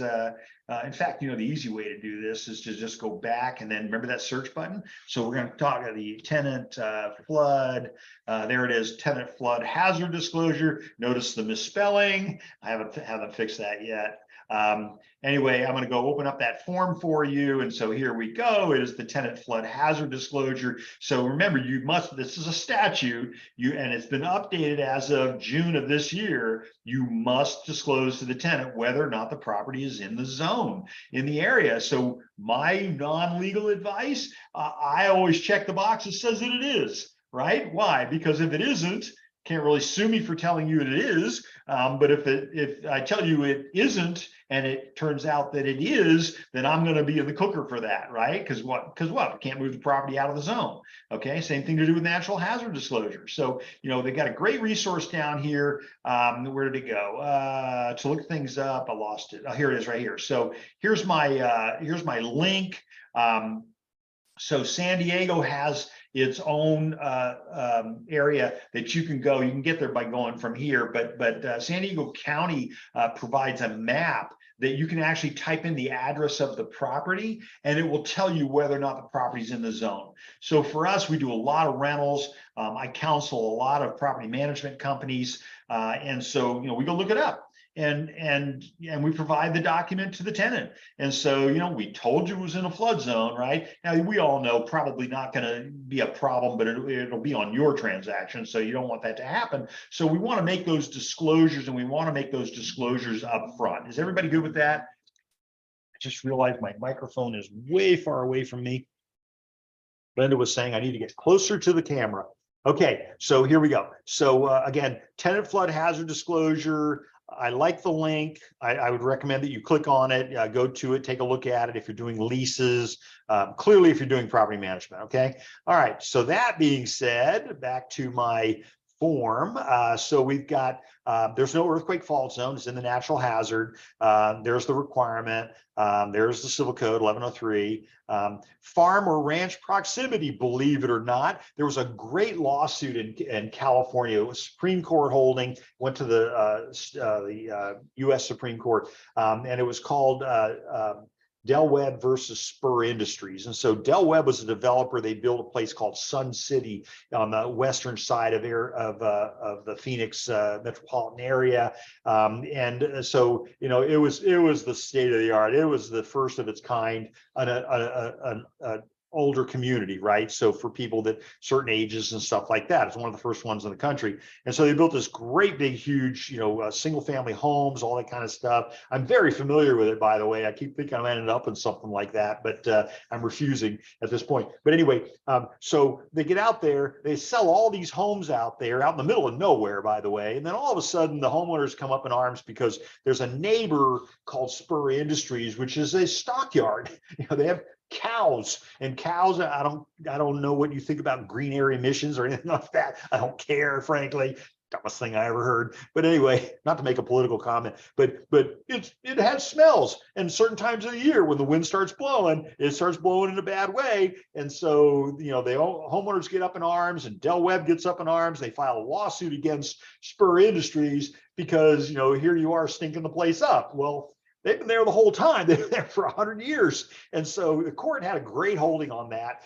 So this is why farm or ranch proximity is important, that you're going to have to make that disclosure. Again, you don't have to do it. It's included in your natural hazard disclosure. And so the court came up and said, you're right. Spur Industries needs to move. The population is expanding in the Phoenix metropolitan area. And so they need to move. Okay, so you would think a defeat for Spur Industries. Well, no, the court said, yeah, but you brought the problem. And so you brought the people out to Spur Industries. One of the best cases I think I read in law school, next to the polygraph case. But anyway, they said, yeah, they've got to leave, but you're paying for the cost of relocating them. So Del Webb ended up having to pay for the cost of relocating Spur Industries someplace else. And I thought that was a classic holding. So never expect anything in court other than a surprise. One of the reasons I tell you try to stay out of court, but great case. But here you are having to make the disclosure in California.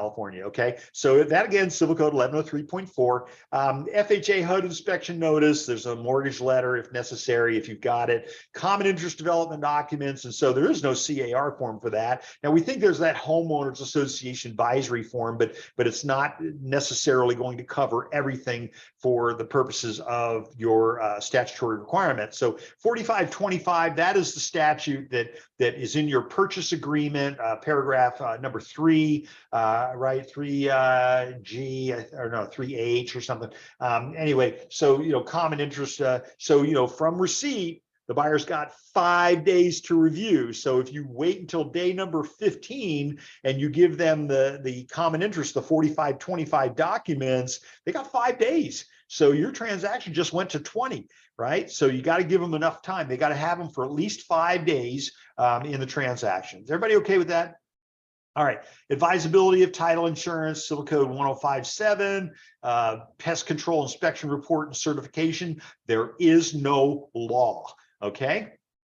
Watch this. So wood destroying pests or organisms. It is not a termite inspection. There's no such thing as a termite inspection. Okay. So it is a wood destroying pest or organism. It is covered by Civil Code 1099. The seller, and this is the statute, says the seller's agent must deliver the inspection report and subsequent certification of work completed to the buyer only if required by contract or the buyer's lender. Okay, and so most lenders don't require it. Even the VA doesn't require it. It's called a lender overlay. Lenders will sometimes require it just because it makes their file look good. All right, I get it. I have this argument with them all the time. But at the end of the day, there's no law that requires it. But if you have one, you must provide it to the buyer. Okay, so here's what plaintiff's counsel does. Plaintiff's counsel goes up to state contractors board. They type in the address of the property and they find 5 different reports. But interestingly enough, the one that the seller gave to the buyer is the one that didn't know what termites look like. Okay, follow me on that? Well, that's an easy case. Okay, so again, no requirement at law to have one, but if you have one, then you have to provide it to the buyer. Okay, everybody good? Okay, CAR form RPA 12B1C. And so let's take a look at 12B1C really quick because it's going to fall into the top of our queue. What is it doing that? Okay, come back to me here. Purchase agreement. And again, I'm going to go, sorry, hold your eyes closed. 12B1C. One of my favorite paragraphs, by the way. That 11 is another big one, but this is, where am I? Here we go. 12. So buyer's investigation of property matters affecting the property. Here's 12B1C. So 1C says, an inspection specifically for wood destroying pests and organisms. So again, buyer shall within a time period have the right at the buyer's expense, right up here, buyer's expense, unless otherwise agreed to conduct investigations like that. Remember, the buyer's obligation is to investigate the property. The seller's obligation is only to disclose what they knew or should have known. I am totally against having sellers investigate their own property. I just don't think it makes any sense, not logic. But we don't have the seller investigate their own property. And besides, if the seller does that, then anything that they commission is going to be suspect, right? So they order a pest inspection. Of course, they give you the one that doesn't know what pests are, right? And so I'm telling the buyer to have their own done anyway. So it's the buyer's obligation. But that's 12B1C. Great little paragraph. But one of the more confusing parts for real estate agents for some weird reason. So I don't think it's that tough, but it's 12B1C if you're interested. So private transfer fee. So there is no form for that, but it is required by Civil Code 1102.6E. Again, if there is one, should be in the natural. You need to look all these up and make sure that the natural hazard disclosure company you're telling everybody to use contains all this stuff, because that's where they are. Methamphetamine contamination notice, it's health and safety code, it's a CAR form MCN, and then flood disaster insurance. These are all statutory requirements, right? So 42 US code 5154A, groundwater basin comprehensive notice if received. And again, that's California Code of Civil Procedure. Supplemental property tax notice, you all know what that means. That's my SPT form. But it's included in the SBSA, but we also have the supplemental property tax form, the SPT form. But since you provided the SBSA anyway, you don't need the other one. And I do the transaction management for a lot of companies, and I can tell you, I get stuff from people all the time. It's like, you don't need that. It's in the form. You already have it. So, it's always a constant thing. So here we go. SPT, gas and hazardous liquid transmission pipeline notice. Interestingly enough, this law was passed fairly recently, and so there were a lot of debate over this. You have an obligation to provide it. It's Civil Code 2079, but the seller, but again, it's included in the SBSA. But we fought it for a long time because how would you like to have all the terrorists out there know where the gas transmissions lines are? You know, stuff that can make go boom. And that's one of the reasons why we fought it. Would it make you feel better if you knew that there was an 8-foot wide pipeline running down underneath Rosecrans, right? And probably I'm not going to get on Rosecrans for a while, and I'm stuck in traffic and I'm sitting there waiting for stuff to go boom, right? So it makes me nervous, but the law came down and said, nope, you got to make the disclosure. So we've got to, and so again, that's going to be in my SBSA. You really need to be using that SBSA form in your transactions. Meth lab cleanup order. Remember, meth is the gift that keeps on giving. And so, you know, long after it's been cleaned up, if it's not done right, it goes boom. Okay. And so dangerous stuff. I try to stay, you know, away from any conversations about it. I know law enforcement has a real hard time. You know, God love them. They're out there and they got to, you know, take care of people that are, you know, overwhelmed with this stuff, and then they have health-related issues as a result as well. But it's a lab, okay, and so you know, it's being manufactured, and so we have California Health and Safety Code. Release of an illegal controlled substance remediation order. Remember, that's going to be in my ESD. It's also going to be in my SPQ if the seller is not TDS exempt. Death on the property in the last 3 years. And again, I emphasize on the property. Why? And this is Civil Code 1710. Why? Because it's on the property. So if somebody died on the property, not bedroom number 2, it doesn't matter where they died. They could die in the northeast corner of the property. California law says you must disclose the death. Okay, so the death within the last 3 years, statutory requirement. I don't know. State of California thinks it's haunted or something. I don't know. Would the buyer like to know that there was a death? Maybe. I don't care. I mean, I had one of my buyers bought 22 houses from me, and we had a transaction where they disclosed the death. They waited until literally the week before closing and finally disclosed the death. But they were trying to see if they could get, because it's almost 3 years since the death. And so I told them, I said, you know, you can get out of the transaction in my non-legal opinion. He said to me, he said, I was wondering why, how I got such a good deal. And so I responded, I said, you didn't think it was my superior negotiating ability? And he thought that was very funny. But you know what? Death on the property. Heaven's Gate, for example, property in Rancho Santa Fe, 40 people off themselves on the property in various rooms throughout the house, drank the Kool-Aid, you know, the elixir of life, got themselves up to the Hale-Bopp comet or something. So what are the challenges with that? The property was on the market for 2.1, 2.2 million. I remember the agent that had it. Ultimately, then this happens. We showed the property like literally 2 weeks before this occurred. And we were offered the elixir and decided not to do it. Of course, at that point, it was just elixir. But later on, they used it as a delivery device to kill all these people. And so it was a religious cult. Well, so now, duty to disclose the death on the property? I think so.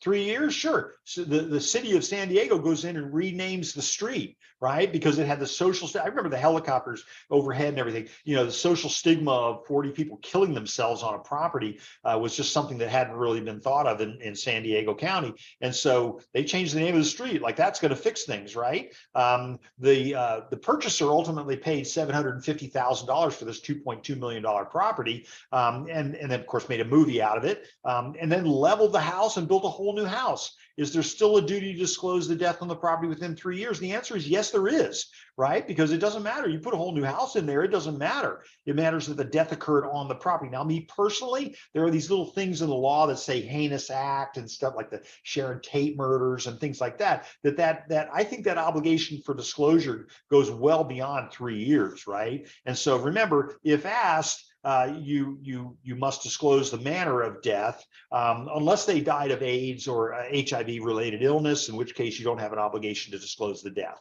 And so obviously if they say, well, we don't have to tell you, then you know that it was an HIV or an AIDS related situation. Okay. Megan's Law disclosure. So Civil Code 2079 again requires that you disclose that there is a registered sex offender database. Your duty is only to disclose the existence of the database. It is in the RPA for you already. Okay, so don't worry about it. You just must disclose it. I would recommend against going to it because there are criminal penalties. First of all, you have constructive knowledge of everybody who's in the database from the time that you go to the database. So I've never been in the database. I'm just not interested. I tell people about the database. I don't have any children that I'm aware of, but I tell people about the database and I say, here it is in the RPA. You have the right to go ahead and do that. My little sister bought a house through me, and she went to the database and she looked it up and she said the next door neighbors are both on the database. And I went, really? What do you want to do? And she says, I don't have any kids. I just got the dogs. So I'm like, okay, whatever. But she moved forward, closed the transaction. We were all set, right? So at the end of the day, it's a personal thing. Tell them about the existence of the database. Criminal penalties if you go to the database, if you are on the database. I remember having Pete talk to one of my law classes, and I kind of shocked him with that information. It's $1,000 penalty, and they may have been raised it since then. I think that was 15 years ago, but they may have raised it since that time. But if you're on the database and you go to the I don't know, what are you going to the database for? You want to see how good you look? I don't know, right? But you can remember when the database first came out, it was a booklet that was kept down at the sheriff's department, and then the legislative body came back and said, hey, you know what? We think there needs to be a website instead of the booklet. People would go into the booklet, and then the sheriff's department would record who was going to look at the booklet. And so it's like, okay, it's a big deal, folks. People are dying, and so we need to be very sensitive to this fact. And so again, it is a crime for you to go to the database if you're on the database. Okay, notice of special tax and or assessments. So my Melrose, these are statutory requirements. Buyers got 3 to 5 days, depending on the delivery, to exit the transaction, rescind the contract, right? Here's all the codes for that. If the seller has actual knowledge of industrial use and military ordnance, no I in ordnance, that's stuff that goes boom. That's Civil Code 1102.17. It's also California Code of Civil Procedure 731A. So Coronado, Tierra Santa, you must disclose if you have actual knowledge of ordinance. Okay, contractual disclosure. So we're going to switch gears here for a second. We're going to go from statutory to contractual. So remember, statutory right to rescind the contract, put the parties back in the position they were in prior to contract. Contractual notice, what's the difference? Well, what is it? A contractual disclosure contains cancellation rights. So remember, statutory disclosure contains a rescission right. Contractual disclosure contains a cancellation right. Okay, all right. So cancellation rights, very different than a rescission right. In a cancellation right, you might have the ability to get out of the property, out of the transaction without penalty. You might, right? Statutory right, that's a hard one to fight, right? You didn't give them the document for 10 days. They got boom, let them go. I don't know, talk to your broker. But it has to be a material fact affecting value or desirability. But I don't think I think the statute is pretty clear about that. So, but with my cancellation rights, so as an example, your buyer has a physical inspection done of the property and has it gone through by the inspector, and they come back and they say, okay, we want to negotiate the price based on what we found out. And then the seller says, no, I'm not going to do it. Okay. So again, remember, in California, seller has no obligation to do any repairs. The sales of real property in California are in their present physical as is condition. This is the statute. Okay. No obligation for seller to do anything. Right. But the buyer, the buyer doesn't have to accept that, but it has to be material. So if the seller says, no, I'm not going to do the repairs, you're complaining that the lights aren't working. Well, if it turns out to be a bunch of light bulbs, that's going to be a bad case for you.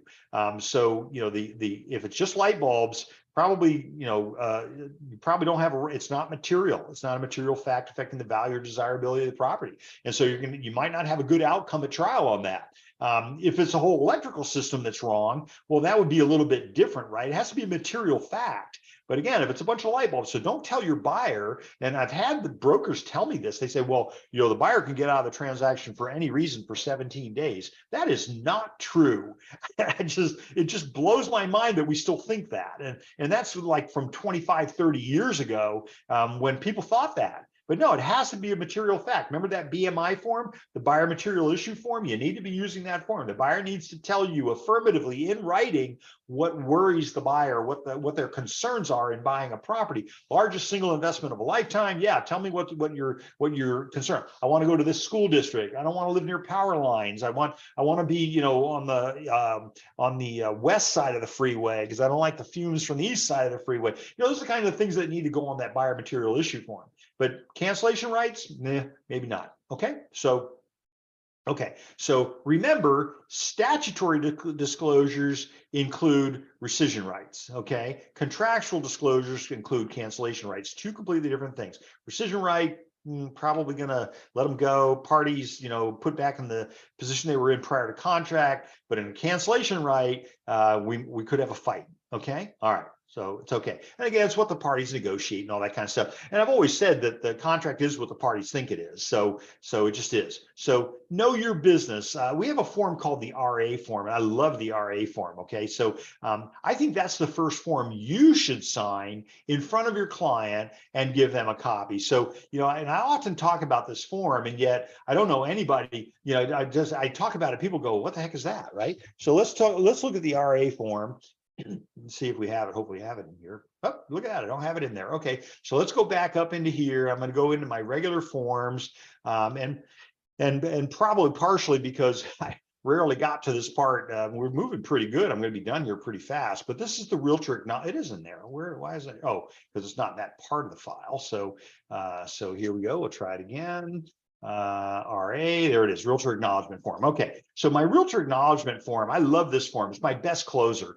I use it in every transaction. I provide it to the buyer in the beginning. I provide it to the seller in the beginning. And why? And so CAR created this form. I remember when they first created it, I remember helping proof the form. There was some interesting misspellings in there, but it was okay. But the idea was a great one. Think about it. So this form is for realtor use only. Use of this form by a non-realtor, use of this form by a non-realtor is in violation of BNP code 10177. Okay. And BOP 177 is a lot of stuff in it. Right. Penalties may result in the violator's real estate license being suspended or revoked or denied issuance for new applicants. So what does this say? If you are not a realtor, and so now I've created doubt with the seller or with the buyer, and now they're wondering, well, I thought everybody was a realtor. And the answer is no, they're not. And NAR has been able to withstand that attack for decades. That there is a difference. It's not like tissue and Kleenex. It's realtor versus licensee. Not all licensees are realtors. And so I tell that to the seller. I say, you know what? There are roughly 435,000 licensees in the state of California, and of them, just short of 200,000 of them are realtors. And so I get a chance now to explain the difference. And so what's that difference? And that difference is that we subscribe to a written code of ethics. I'm not saying that they're not ethical, but I'm just saying that we subscribe to a written code of ethics. And now the seller's sitting there and the buyer's sitting there scratching their head going, wow, I thought you were all alike. And so it's like kind of like all brain surgeons are alike, all oral surgeons are alike, things like that. No, they're not all alike. Not everybody is alike. We've got good people in every profession. We've got maybe not such good people in the profession, but this is all page 1 says. And so frankly, if you say you're a realtor and you're not, you could have your license. If you're not a realtor, you can have your license suspended. Okay, because you claim to be a member of an organization that you're not a member of. And that's specifically what the DRE is looking for. So, you certainly don't want that realtor logo out there. You certainly don't want, and again, if your broker is a realtor, then all of the agents underneath that must also be a realtor. That's part of the 3-way agreement, which I don't know, might be an antitrust thing, but okay, I'll let the lawyers work on that. But in the meantime, if your broker's a realtor, every licensee under the broker must also be a realtor.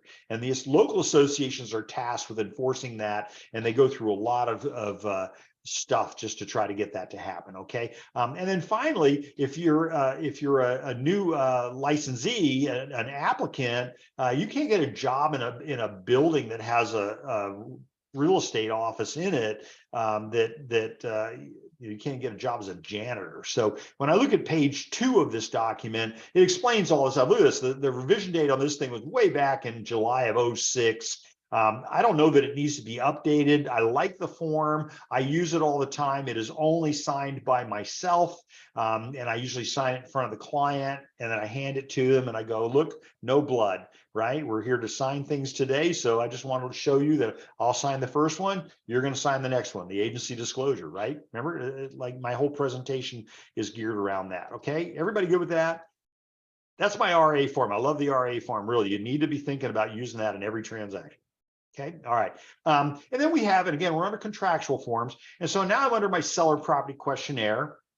We talked a lot about that this morning. So I don't want to spend a lot of time on it today because I'm planning on getting you out of here, if not early, at least on time. But let's, there's my, there's my addendum. We'll talk about that one in a minute. Where's my SP? Okay, so let's go back. I showed you earlier how easy it is to find these things. SPQ. And then there's my seller property questionnaire. And so from my seller property questionnaire, again, a form that literally came out of San Diego's Risk Management Committee, CAR kind of took the lead from San Diego, where we had created a local form called the Seller's Additional Disclosures, and CAR created their own form called the Seller Property Questionnaire, which was, they did a pretty good job. It's a statewide form. Look, it was just updated. Make sure you're using the current version of this. Okay, so it's a good form. And by the way, the very beginning of it talks about my statutory or contractually required or related disclosures, right? So it looks a lot like the TDS. It's intended to fix those things that are the TDS misses. But remember, again, the point behind the conversation today is that it is a contractual form. I assure you it is in the contract. It's in paragraph number, actually, should I show you that? Paragraph number 11. I think you'll take my word for it, right? That is, it's in paragraph number 11, the requirement to use the SPQ.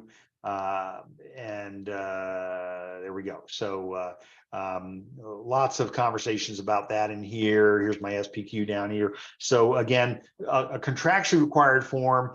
It was one that we went back and forth on whether or not we should have it as a separate checkbox so that you could uncheck it. And they came up with the result being, no, we think you should use it in every transaction that you're doing. So that's my SPQ. It kind of unpeels the onion from the TDS. And then I have my seller's affidavit of non-foreign status, what otherwise is referred to as my FIRPTA. Let me pull that up just really quick as we're winding down here. So my FIRPTA is Form AS. Linda says, how do you remember all these things? And I'm like, well, because I think in terms of, TLAs or 3-letter acronyms. And so here is my FIRPTA. Notice again, you can't fill this out. This is intended to have the seller fill it out. So you send it to the seller in your electronic signature platform. I would have them on the phone. I would have them on the screen. I would go through them, your name as it appears on title, because you've got to fill in your name.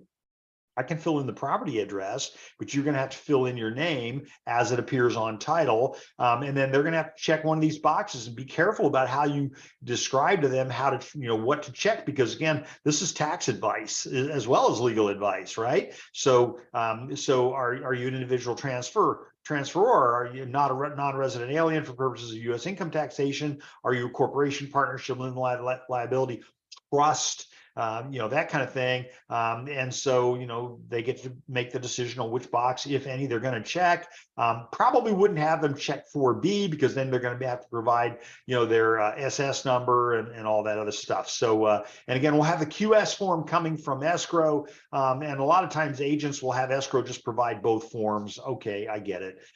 Is that okay? Check with your broker. And that's my FIRPTA form. Again, my Foreign Investment Real Property Tax Act, or the QS form.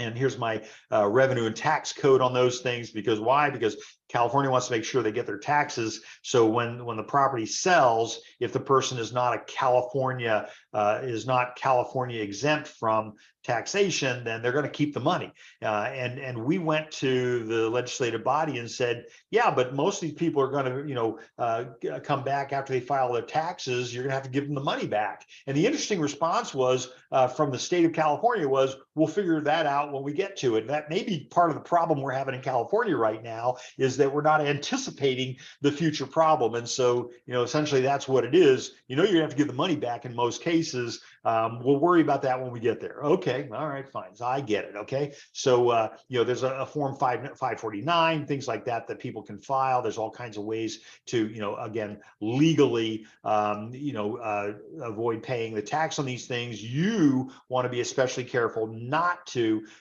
counsel the client on how to avoid taxes. Remember, tax evasion is a crime. And so here's a whole bunch of stuff. And I mentioned a form for you already, the 549 form.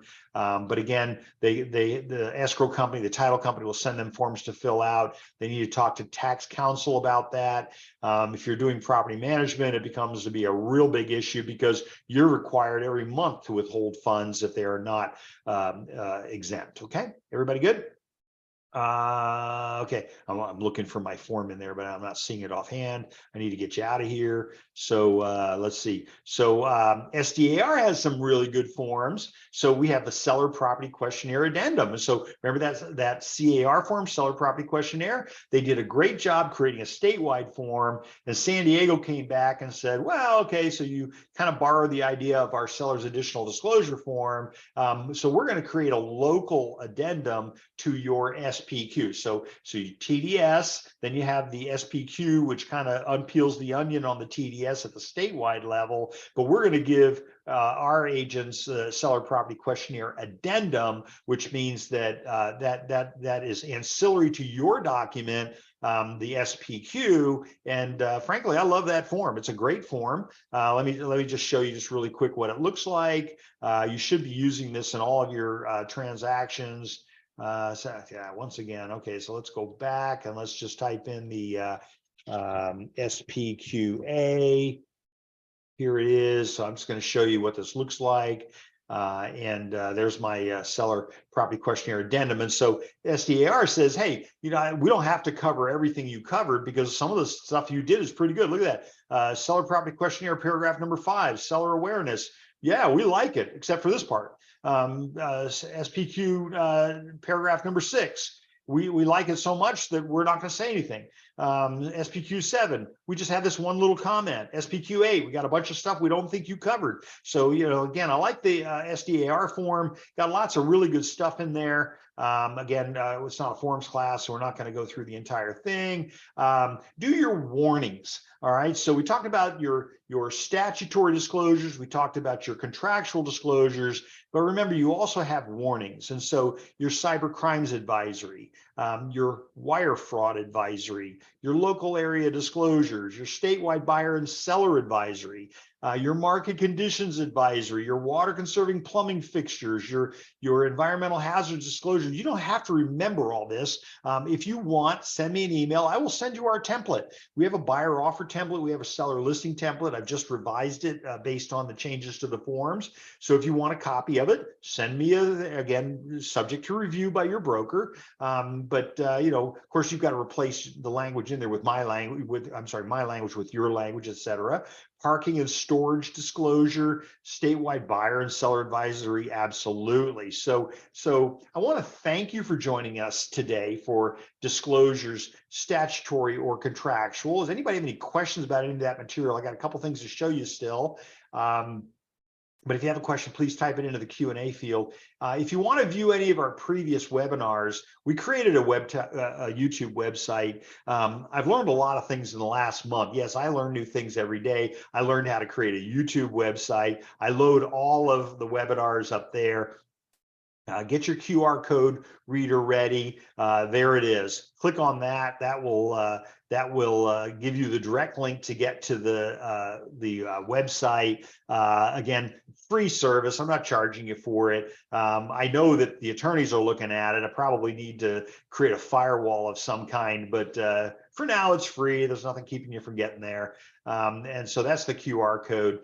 There's also at Burke Real Estate Consultants, Inc., because that's what we are. We're a consulting firm. We consult a lot of agents, individual agents. We consult with a lot of brokers, and so that'll get you to the same place.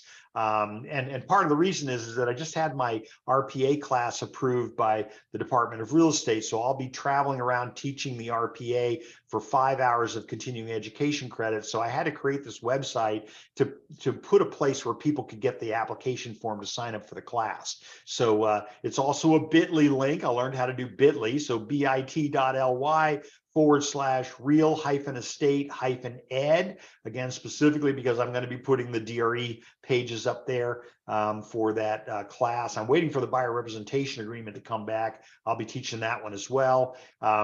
Case is important, so all of this is in lowercase.